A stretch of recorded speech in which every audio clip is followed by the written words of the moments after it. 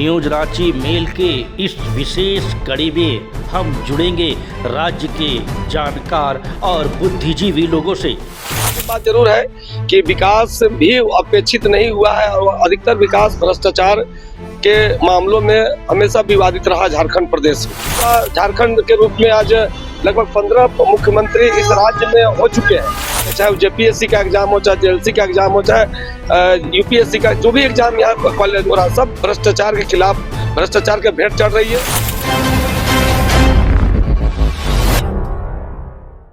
झारखंड के 25 साल पूरे हो गए हैं, ऐसे में झारखंड नौजवान हो चुका है। आपको बता दें कि झारखंड की गठन बहुत ही उम्मीद और सपनों के साथ किया गया था।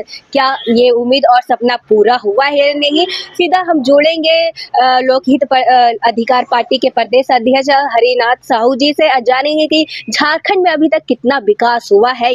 सबसे पहले जोहार आपको भी जुड़ने के लिए, क्योंकि आप माध्यम से आवाज, झारखंड की आवाज पूरे जनमानस तक पहुंचता है, इसलिए आपको बहुत बहुत धन्यवाद। आप देखिए, दो विषय है। झारखंड का क्या उद्देश्य था अलग करने का, और जहाँ तक बात है विकास का, तो विकास तो एक निरंतर चलने वाली प्रक्रिया है। वो किसी न किसी रूप से राजस्व आती है। जैसे उदाहरण के लिए विधायक है, सांसद है, मंत्री है, मुख्यमंत्री है, तो जो योजना आयोग का जो विकास का जो योजनाएं होती है वो धरातल पर कुछ निकल जाती है। ये बात जरूर है कि विकास भी अपेक्षित नहीं हुआ है और अधिकतर विकास भ्रष्टाचार के मामलों में हमेशा विवादित रहा झारखंड प्रदेश में।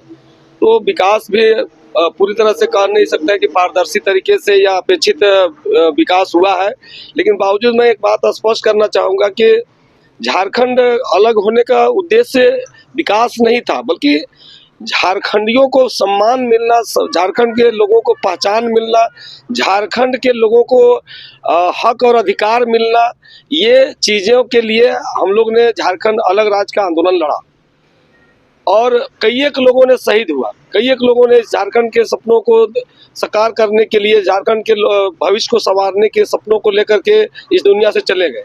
लेकिन दुर्भाग्य रहा कि आज 25 वर्ष हो चुका है, एक युवा झारखंड के रूप में आज लगभग 15 मुख्यमंत्री इस राज्य में हो चुके हैं। मैं कह सकता हूं कि जितने भी मुख्यमंत्री हुए, अगर कुछ कार्यकाल को अगर छोड़ दिया जाए, क्योंकि जब बनना होता है कुछ एजेंडों के साथ, कुछ मैनिफेस्टो के साथ मुख्यमंत्री बनते हैं, तो शुरू के 1-2 साल अच्छे काम दिखते हैं, लेकिन बाद के दिनों में ऐसा लगता है कि वो भटक चुके हैं।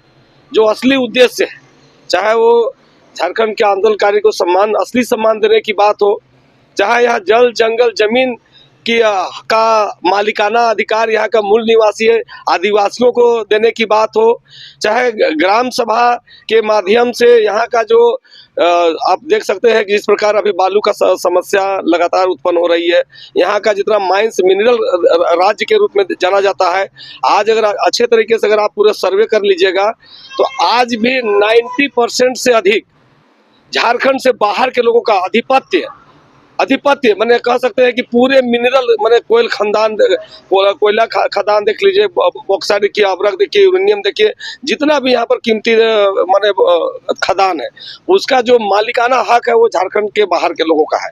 या फिर ये कह सकते हैं कि जितना जो एडमिनिस्ट्रेशन में जितने लोग बैठे हुए हैं, एडमिनिस्ट्रेशन में जितने लोग, चाहे ब्यूरोक्रेट्स में भी देख लीजिए, तो आपको 90% से अधिक लोग आपको झारखंड से बाहर लोग दिखेंगे। तो कहने का तात्पर्य है कि कल भी मेरा वही गति स्थिति था, आज भी वही स्थिति है। आज भी हम भीख मांग रहे हैं छोटी छोटी नौकरियों के लिए। हमारे बाल बच्चे जो अच्छी पढ़ाई कर लिए हैं, पीएचडी कर लिए हैं, पीजी कर लिए हैं, डबल एमए कर लिए हैं, वो आज निजीकरण, जो सबसे बड़ा दुर्भाग्य रहा झारखंड का, केंद्र सरकार का जो ये निजीकरण का जो कॉन्सेप्ट है, ये हम लोग को तो समझा दिया गया कि ये विकसित भारत के लिए, आधुनिक भारत के लिए और स्किल्ड भारत के लिए बहुत ही जरूरी है। लेकिन इसका व्यवहारिक रूप से अगर देखिएगा तो झारखंड के लोगों में अगर जमीनी हकीकत यही है कि आज बड़े बड़े प्रतिष्ठान, चाहे शैक्षणिक संस्थान हो, चाहे आईटी से जुड़े संस्थान हो, चाहे माइंस से जुड़े संस्थान हो, तो यहाँ का जो लोकल जो झारखंडी, जिसका असली झारखंड जो मूल निवासी आदिवासी है, वो लोग आपको 4th 5th ग्रेड में झाड़ू लगाते दिखेंगे, टॉयलेट साफ करते दिखेंगे और कहीं फाइल को लेकर के अफसर के पीछे पीछे घूमते हुए दिखेंगे, और वो एक हायर एजुकेटेड है, बावजूद भी एक सिस्टम के वजह से वो 10,000 12,000 जिसकी तनख्वाह होनी चाहिए 80,000 1,00,000 रुपया, वो 10,000 12,000 पे हम यहाँ के युवा लड़का लड़की सब लोग आज काम करने पर मजबूर है। और जो भी चाहे जेपीएससी का एग्जाम हो, चाहे जेएलसी का एग्जाम हो, चाहे यूपीएससी का जो भी एग्जाम यहाँ कॉलेज हो रहा, सब भ्रष्टाचार के खिलाफ, भ्रष्टाचार के भेंट चढ़ रही है। और अधिकतर मामलों में पेपर लीक का मामला हो या जांच पे जांच, ऐसे में कितने युवाओं का भविष्य, झारखंड के भविष्य कह सकते हैं, उसका एज पार कर जा रहा है, वो कुंठित हो चुका है। जो बड़ी मुश्किल से उसके माता पिता ऋण कर्ज लेकर के पढ़ा लिखा के एक सपना सजाया था कि झारखंड राज्य हुआ है, अब हमारे बाल बच्चा को पढ़ाएंगे तो इस राज्य में हमारा बेटा भी अफसर बनेगा, हमारा बेटा भी कहीं का डायरेक्टर और निदेशक बनेगा, लेकिन वो सपना आज भी धरा के धरा रही है। जैसा कि आपने बोला कि अभी तक कोई बदलाव नहीं हुआ है, आप आंदोलन भी किए हैं, तो ऐसा में अगर हम बात करें 25 साल झारखंड का हो गया, उसमें से 15-14 बार मुख्यमंत्री शपथ ले लिए, यहाँ पे सबका सरकार बना, तो ऐसे में फिर क्यों नहीं ये बदलाव हो पाया? अभी अब हुआ सरकार, इससे पहले भी क्यों नहीं बदलाव हो पाया? देखिए, मुझे लगता है कि इसका प्रमुख जो कारण है कि मैंने पहले भी कहा कि ये जो कॉन्सेप्ट है निजीकरण और के कारण से बाहर के कंपनियों को, बाहर के पूंजीपतियों को यहाँ पर खुला छूट मिल जाता है अपने उद्योग धंधा कर लगाने के लिए, और वो अपने लोग हिसाब से चीज़ों को चलाती है। दूसरी बात है कि आज़ादी के बाद और झारखंड अलग होने के बाद जो सबसे बड़ा मुद्दा है वो है सामाजिक न्याय का, कि सामाजिक न्याय के तर्ज पर किसी भी सरकार ने काम नहीं किया। हम लोग ने लोकहित अधिकार पार्टी के जब से गठन हुआ 2022 से लगातार इन मुद्दों को लेकर के मुखर होकर के बोल रहे हैं कि अब समय की मांग है, जाति जनगणना इस देश और खास के झारखंड प्रदेश में अविलंब होना चाहिए, तभी जाकर के हमें सामाजिक न्याय के तहत लोगों की भागीदारी सुनिश्चित कर पाएंगे। जिसकी जितनी जनसंख्या भारी उसको उतना हिस्सेदारी मिले, चाहे राजनीतिक प्रतिनिधित्व की बात कर ले, चाहे शैक्षणिक या सरकारी नौकरी के क्षेत्रों में हम तब तक नहीं स्पष्ट हो पाएंगे कि आखिर की कौन लोग पिछड़े हैं, कौन लोग बहुत आगे बढ़ चुके हैं।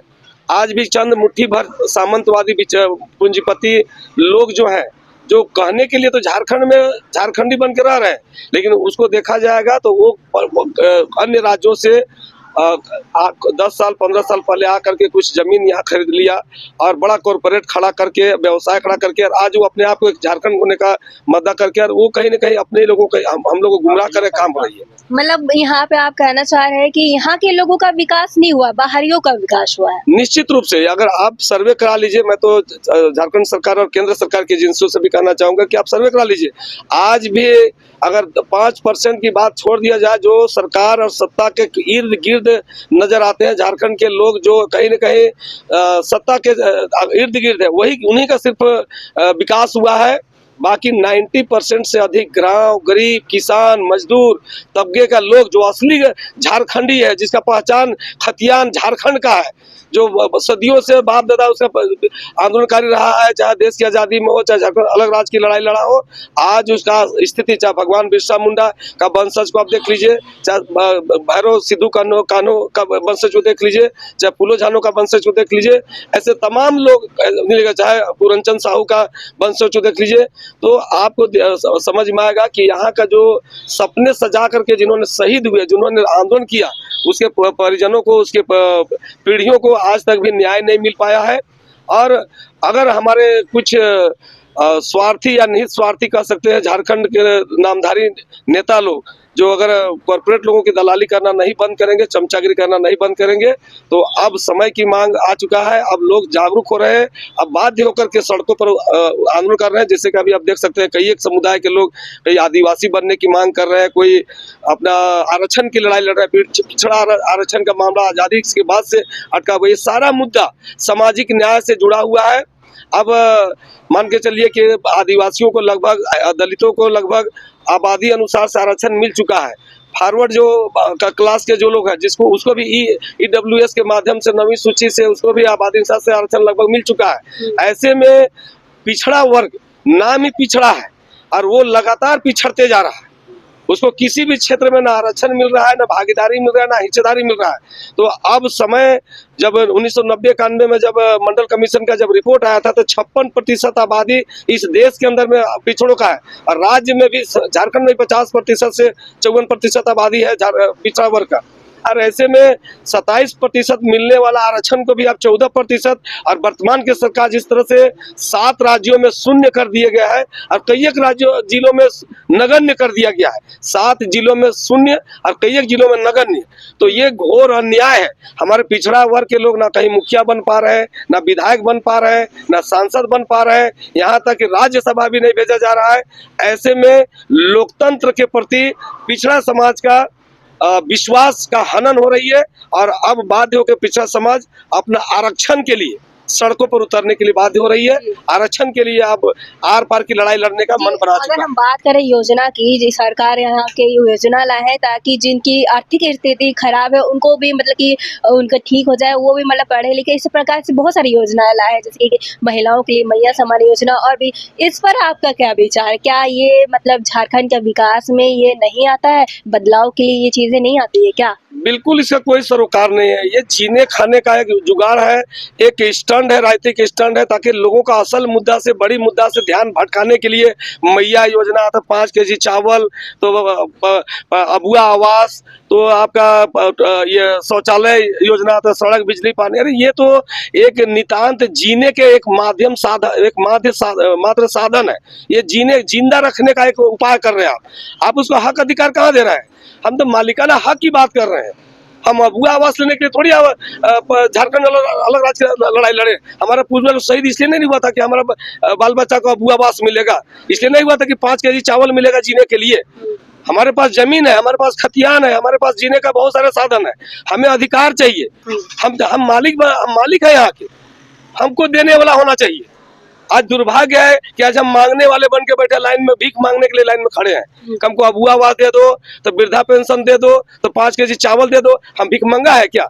जिस राज्य की रॉयल्टी पूरा देश में 40% से अधिक जाता है, जिस राज्य का कोयला का से पूरा देश का बिजली चमचमा रहा है, जिस राज्य का मिनरल से आज पूरा देश का आर्थिक स्थिति सुदृढ़ हो रहा है, उस राज्य सोने के ढेर में पैदा लेकर के, और हमारे झारखंड के बाल बच्चे, नौजवान पीढ़ी के लोग पुलिस का डंडा खा रहे हैं और सोने के ढेर में बैठ के भीख मांग रहे हैं। ये अत्यंत दुर्भाग्य और हम सभी के लिए अब ये बहुत ही चिंतनीय विषय है। अब झारखंड को बचाना है।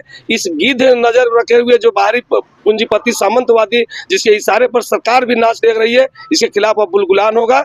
और यही कारण है कि पिछड़ा आरक्षण भी अब अपने आबादी अनुसार से मांगने के लिए अब सड़कों पर आंदोलन करनी पाती है। मतलब कि आपका यही कहना है कि झारखंड राज्य से ही सबको बाकी राज्य को सब कुछ मिल रहा है, हमारा ही झारखंड राज्य पीछे रह जा रहा है। बिल्कुल जी, बहुत बहुत शुक्रिया हमारे साथ जुड़ने के लिए। ये थे हमारे साथ हरिनाथ साहू जी, जो कि इनकी प्रतिक्रिया थी झारखंड विकास पर, झारखंड के बदलाव पे कि झारखंड कितना बदला है या नहीं बदला है, या फिर आज भी झारखंड को जो चीजें मिलनी चाहिए, जो हक मिलनी चाहिए, वो नहीं मिली है। ये थी इनकी प्रतिक्रिया।